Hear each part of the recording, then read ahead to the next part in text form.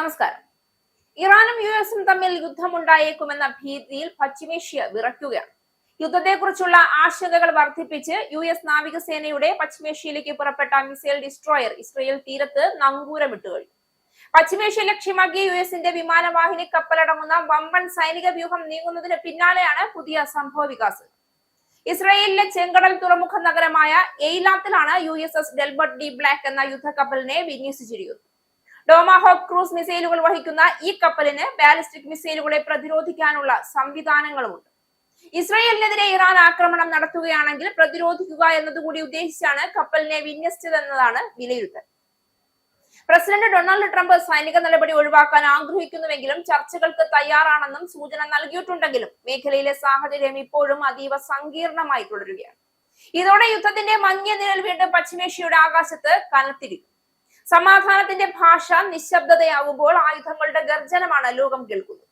US നാവികസേനയുടെ missile destroyer Israel തീരത്ത് നങ്കൂരമിട്ടതും വിമാനവാഹിനി കപ്പലുകൾ ഉൾപ്പെടുന്ന വൻ സൈനിക വ്യൂഹം പശ്ചിമേഷ്യയിലേക്ക് നീങ്ങുന്നതും വെറും സൈനിക നീക്കങ്ങളല്ല, അത് മനുഷ്യരാശിക്കെതിരായ ഭീഷണിയുടെ പ്രഖ്യാപനമാണ്. ചരിത്രം പഠിപ്പിച്ച പാഠങ്ങൾ മറന്നുകൊണ്ട് ശക്തി രാഷ്ട്രങ്ങൾ വീണ്ടും യുദ്ധത്തിന്റെ തീ കൊളുത്തുകയാണ്. ഓരോ മിസൈലിന്റെയും ലക്ഷ്യം ഒരു രാജ്യമല്ല, മറിച്ച് നിസ്സഹായരായ മനുഷ്യ ജീവിതങ്ങളാണ്.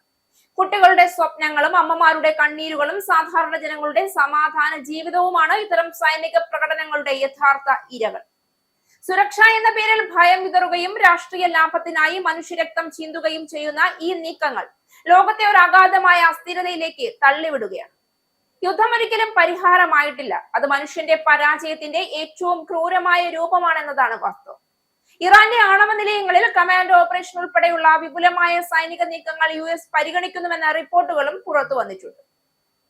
ഇരു രാജ്യങ്ങളും തങ്ങളുടെ സൈനിക കരുത്ത് വർദ്ധിപ്പിക്കുന്നതായാണ് റിപ്പോർട്ടുകൾ. US ആക്രമണം ഉണ്ടായാൽ പ്രതിരോധിക്കുക എന്ന ഉദ്ദേശത്തോടെ 1000 പുതിയ സ്ട്രാറ്റജിക് ഡ്രോണുകൾ ഉൾപ്പെടുത്തിയതായി ഇറാൻ വ്യക്തമാക്കിയിട്ടുണ്ട്. മാത്രമല്ല, പശ്ചിമേഷ്യയിലെ അമേരിക്കൻ സൈനിക താവളങ്ങളെയും വിമാനവാഹിനി കപ്പലുകളെയും തൽക്ഷണം ആക്രമിക്കുമെന്ന് ഇറാൻ ഭീഷണി മുഴക്കിയിട്ടുണ്ട്.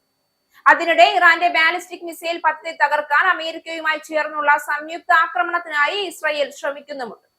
ഇറാനും USഉം തമ്മിലുള്ള ബന്ധം കൂടുതൽ വഷളാകാതിരിക്കാൻ തുർക്കി മധ്യസ്ഥത വഹിക്കാൻ സന്നദ്ധത പ്രകടിപ്പിച്ചിട്ടുണ്ട്. തുർക്കി president Tayyip Erdogan Iran president Masoud പെഷഷ്കിയാനുമായി ഇക്കാര്യം സംസാരിക്കുകയും ഇറാൻ വിദേശകാര്യ മന്ത്രി അബ്ബാസ് അരാഗ്ചി ചർച്ചകൾക്കായി തുർക്കിയിൽ എത്തുകയും ചെയ്തു.